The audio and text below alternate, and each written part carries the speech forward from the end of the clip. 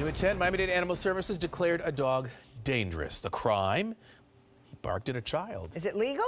Wait until you hear what Howard has to say in tonight's Help Me Howard with Patrick Fraser.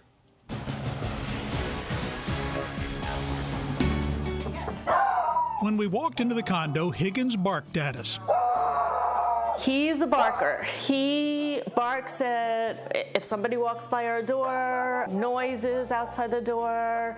He just barks. As we petted him, he sniffed us, took a toy, wagged his tail, and barked. When he goes to the beach, he barks at the water. He's friendly, he's sweet, he's loving, he's just a barker. For 8 years, it was never a problem. Then one day, as Cheryl put the leash on Higgins and opened the door, a boy walked by her condo. And the son walked past fast, and we were walking out at the same time, and the dog barked at the child. The boy's father, Willie Aragon, was 30 feet ahead. He called police claiming Higgins jumped on his 8-year-old son, scratching his leg. The Sunny Isles police officer checked the boy's leg and wrote, there appeared to be no scratch marks. There was no scratch, there was certainly no bite, and there was certainly no attack. The boy's father then called Animal Services. When they showed up 6 days later, he now had pictures that he said showed the scratch and bruises on his son's leg that the police officer said weren't there 6 days earlier. And the father also claimed the dog had attacked another child. I thought I was being pranked, to be perfectly honest. I thought it was a joke because there was nothing that happened, nothing. Animal Services said there was no evidence of Higgins ever attacking another person.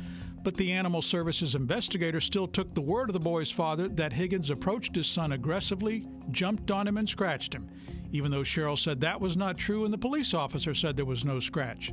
Higgins was then declared a dangerous dog. He didn't attack, it wasn't menacing, he barked. This is crazy. After Animal Services slapped Higgins with a dangerous dog label and fined Cheryl $515, she appealed before a county hearing officer, where they finally heard from the boy's father. And the dog attacked him and jumped on my son.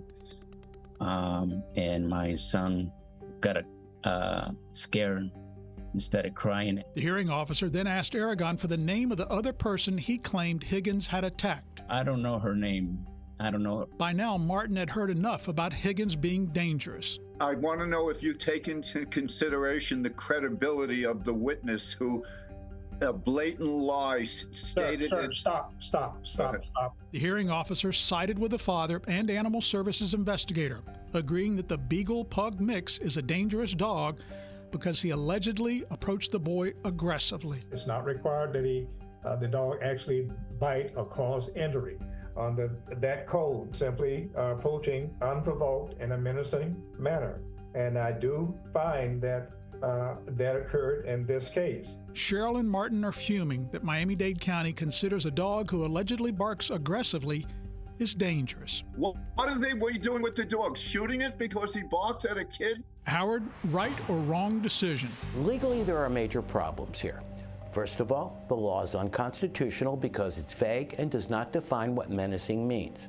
Secondly, in this case, the hearing officer is paid by the county to rule on a county case, an obvious case conflict. And third, the law says if a witness is not telling the truth in one matter, like saying there was a prior attack, you can, and in this case, should, disregard the rest of their testimony. That did not happen here.